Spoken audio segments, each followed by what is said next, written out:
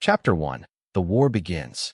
The roar of an engine shattered the morning stillness, echoing through the pristine neighborhood. Standing at the edge of my driveway, coffee still steaming in my hand, I stared in disbelief at the sight before me. A tow truck, hooked to my car, and standing beside it, with an air of self-righteous authority, was Karen Monroe, the president of the Homeowners Association. "This vehicle violates HOA guidelines," she declared, arms crossed tightly. "It's an eyesore in my neighborhood." I nearly choked on my coffee. "Your neighborhood?" I asked, barely keeping the amusement out of my voice. "Last I checked, I paid for this house, this driveway, and this car, all well within the legal limits of HOA regulations." Karen, a short woman with the unmistakable bob cut that signified her reign of terror, puffed up like a self-important pufferfish. The tow truck driver, shifting uncomfortably, looked between us as if realizing he had stepped into something far beyond his pay grade. "I hope you're sure about this," I said calmly, setting my cup down on the hood of my Rolls-Royce Phantom. Karen scoffed. "You think I don't know the rules? Your vehicle is not in compliance. I've already signed the removal order." I smirked. "Well, let's make sure we get everything right, shall we?" Pulling out my phone, I made a quick call. "Hey, Dave." "Yeah, I need you here right now." Karen rolled her eyes. "Oh, what, calling your lawyer? Let me save you the trouble. You signed the HOA agreement, and I enforce the rules. That car is gone." 2 minutes later, an SUV pulled up, its side emblazoned with the same company logo as the tow truck. Out stepped Dave, the owner of the towing company Karen had hired. He took one look at me and grinned. "Boss, what's the problem?" Karen's face drained of color. "Boss?" she echoed, glancing between us in confusion. I clapped Dave on the shoulder. "Yeah, see, funny thing, I own this towing company. And we're not towing my car today." The tow truck driver immediately unhooked my Phantom, stepping away like he wanted no part of this battle. Karen's face turned crimson, her mouth opening and closing as she struggled for a retort. "You can't do this," she finally sputtered. "I gave an official HOA order." I leaned in slightly. "And you just tried to tow a legally parked vehicle owned by someone who pays HOA dues just like everyone else. That's harassment, Karen." Her hands clenched into fists at her sides, but she wasn't the type to back down easily. Flipping through her clipboard, her fingers trembled with suppressed rage. "Fine, but this isn't over. I have other violations on you." I exhaled, looking up at the clear blue sky, pretending to bask in the moment. "Oh yay. Like what?" She took a step forward, waving a document in my face. "Let's see. Your trash bins were out 3 minutes past HOA pickup time last Thursday. That's a $50 fine. Your grass is slightly longer than 2 inches. That's a $100 fine. And oh, here's a good one. Your car is a commercial vehicle and isn't allowed in residential driveways." I let out a small chuckle. "A Rolls-Royce Phantom is a commercial vehicle? That's rich." Karen smirked. "It has a company registration, doesn't it?" I frowned. She had done her homework poorly, but still. "Yes, my Phantom was technically registered under my business for tax reasons, but that was completely legal and well within the HOA's guidelines." She knew it, too.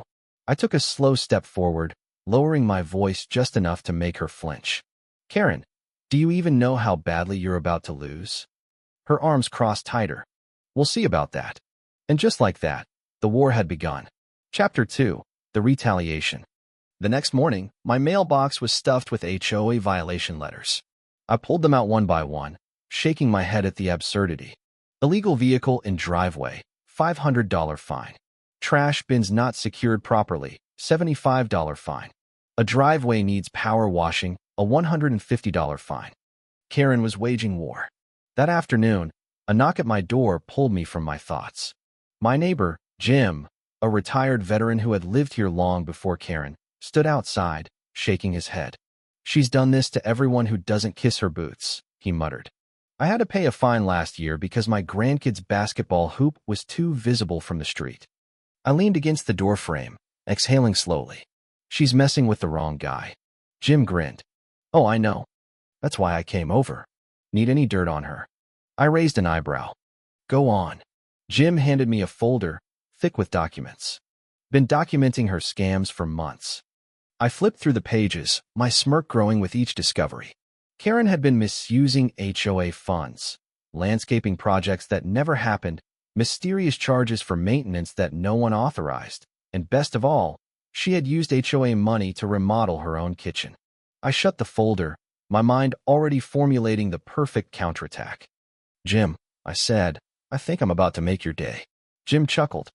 "Oh, son, you're about to make my year." Chapter 3. Turning the Tables.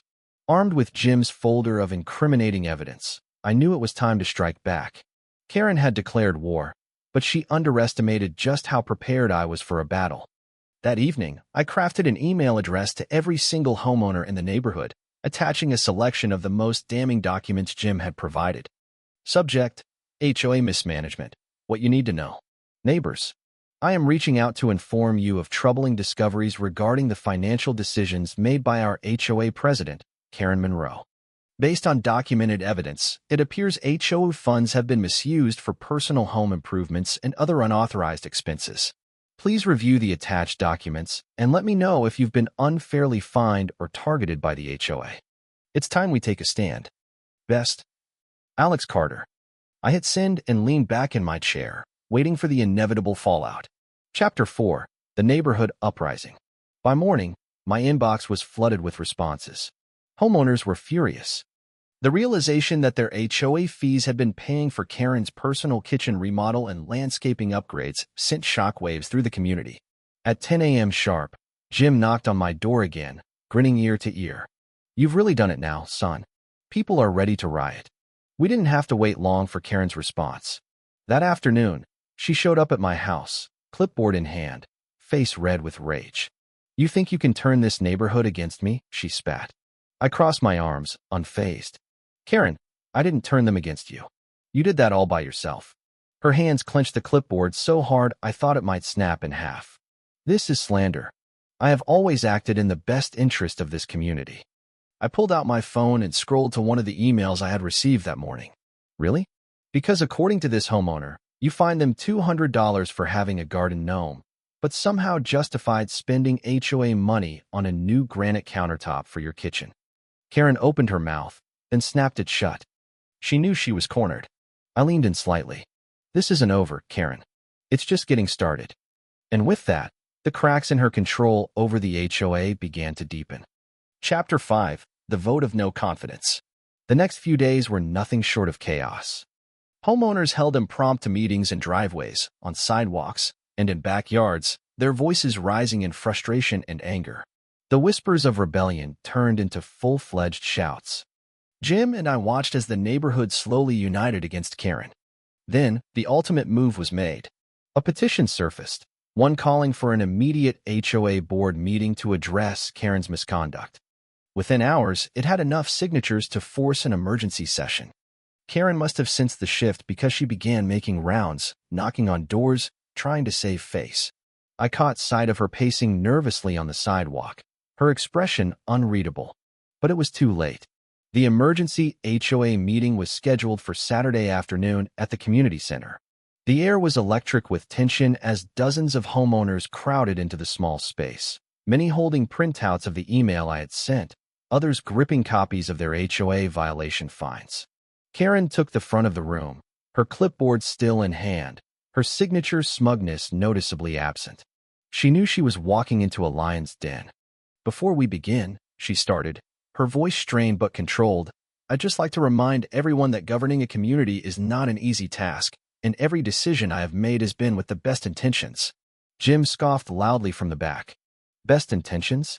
My grandson couldn't put up his basketball hoop because you said it ruined the neighborhood aesthetic.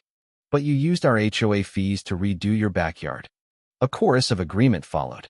Karen's face darkened. "That was approved." "By who?" I interrupted, standing up. "You? Because there's no record of a board vote for those expenses. And speaking of votes, let's get to the real reason we're here." I turned to the HOA secretary, a timid but fed-up woman named Lisa. "Lisa, do we have enough signatures to hold a vote of no confidence?" She swallowed hard and nodded. "Yes, we do." The room fell silent as Karen's world began to unravel. Chapter 6. The Fall of Karen Monroe. Karen's confidence cracked right in front of us. She clutched her clipboard as if it could somehow shield her from the inevitable. "This is absurd," she said, her voice a mixture of desperation and rage. I have done nothing but uphold the integrity of this community. Without my leadership, this neighborhood would fall apart. You mean without your control? I shot back. Because from where we're standing, this neighborhood is doing just fine standing up to you. A few members of the board exchanged glances. The HOA president, a man who had been silent for most of the meeting, finally spoke up. Karen, he said, his voice calm but firm, we've reviewed the documents. The expenses, the fines, and the decisions were made without proper votes. There's been misconduct. We are officially calling for a vote to remove you as HOA president. A heavy silence settled over the room. Karen looked around, her face pale. You can't do this, she whispered. But one by one, hands went up. First Lisa, then Jim, then nearly every other homeowner in the room. Karen's reign was over. Her clipboard slipped from her hands, papers scattering on the floor. She didn't move to pick them up. She just stood there, shoulders slumped, her lips parted in disbelief. Jim leaned toward me, whispering, You just made history, son. I smiled. Yeah, and it's only just beginning. Chapter 7. The Aftermath. With Karen officially removed from her position, the neighborhood felt like a different place. Gone were the ridiculous fines, the arbitrary rules, and the fear of her knocking on doors with that dreaded clipboard. A sense of freedom swept through the community. Jim threw a celebratory barbecue in his backyard that weekend, inviting all the neighbors. It wasn't just a party, it was a statement.